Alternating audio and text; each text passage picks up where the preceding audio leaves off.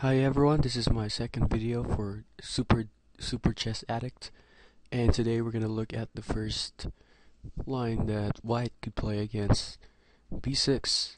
So, by the way, b6 is actually originally called as the Owen's defense, and theory regards this opening as inferior to many e4 weapons that Black could play. But I believe that b6 is just totally fine with the new improvements that Ribka suggested. And let's start with the first setup that White could play, which is the King's Indian attack. And a lot of people who plays blitz likes playing this setup where he plays g3 and puts the bishop on g2, pawn to d3. Okay, so White plays g3 immediately because d3 doesn't really make a lot of sense anyway, because it's just gonna lock in his bishop. So g3 makes more sense as the first move order. So bishop b7, bishop g2, and now an important move in this line, f5. It's very important to know that f5 is a thematic move in these lines in the b6 system, not only when the bishop is on g2, but also if the g2 pawn is hanging. f5 is always a move that you should consider in the whole system. And now d3. So this is what he's been aiming for since the beginning. He wants to have a close center, and he wants to slowly consolidate on the king side and attack Black very slowly. So what we're gonna do is just keep pressuring e4, knight d2, defending the e4 pawn, e6. So this is a standard pawn structure, very thematic, by the way. We're gonna see this f5, e6, knight f6, bishop e7, b6 in many lines that will try to counter White's possible setups.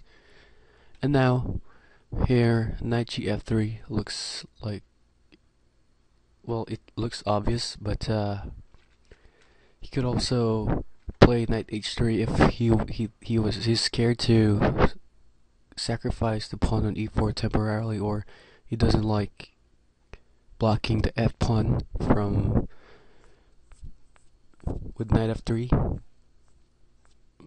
And bishop e7, just develop normally, castle, and now he takes f5. Now if e5, it doesn't really do anything. You could just take in knight g4. Black has a really good game.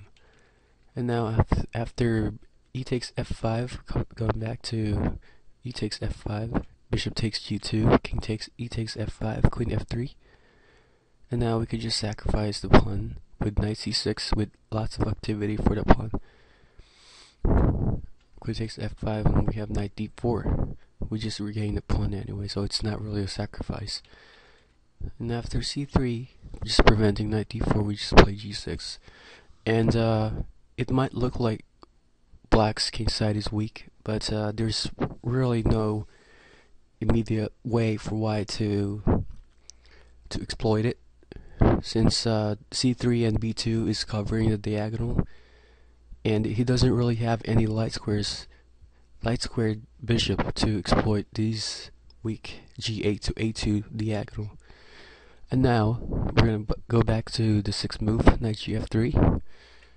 So now we take, of course, knight g5. That's the main idea. It's not really a pawn sacrifice.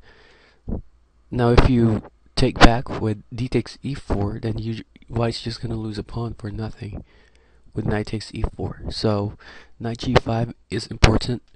Bishop e7, and now of course knight g takes e4. Now if d takes e4, just Black could just castle, and Black's gonna play h6 next move. And so knight h3 is forced, and the knight on h3 looks really grim. We just play e5, and we have a perfectly playable game. And e5 prevents knight f4 at the same time. So going back to the 8th move, knight g takes e4, a typical King's Indian move. Of course, knight c6. Do not castle in this position, because after castling, white could capture on f6, and the bishop on b7 is going to hang.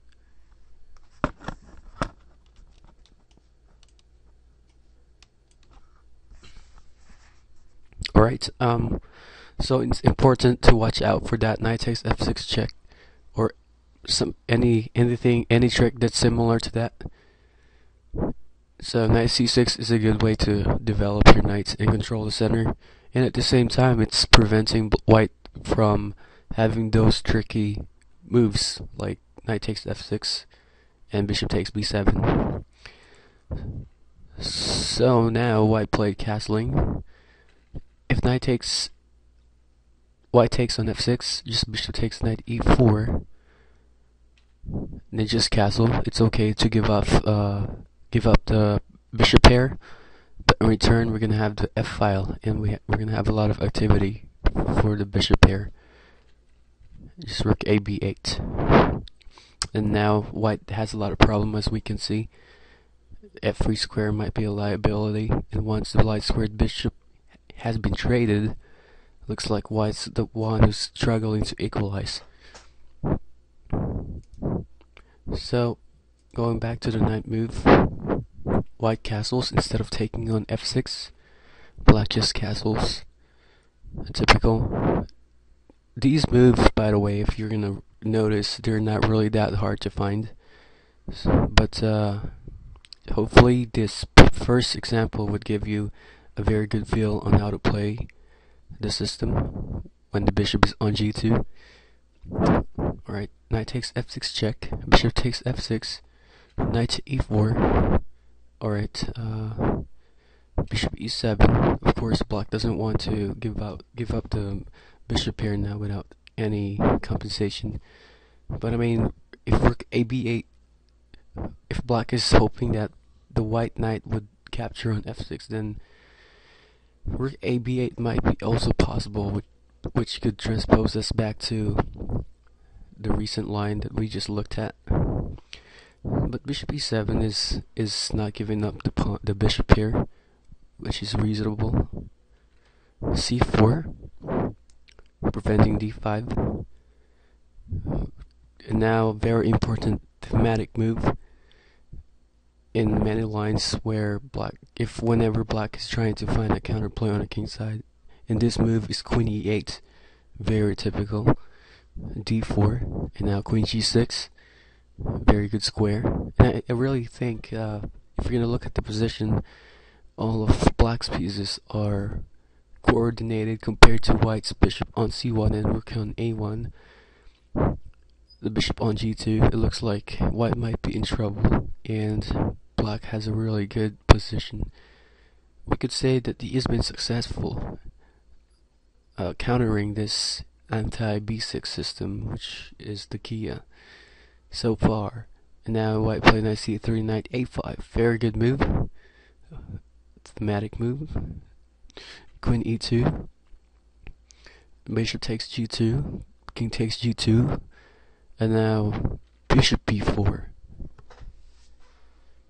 And it's going to reveal the idea in a couple of moves. Bishop d2, knight c6. This is the main idea. Black wants to post up his knight on d4. And now d5, he takes d5, queen takes d5. He takes d5, knight takes d5, sorry. Rook a8, bishop e3. Now we could say that black has a really good position, and this proves that the King's Indian attack set up against b6 is not that dangerous. So you should have a better understanding of b6 after this first one, and the next ones we're gonna look at is the same-ish line against b6.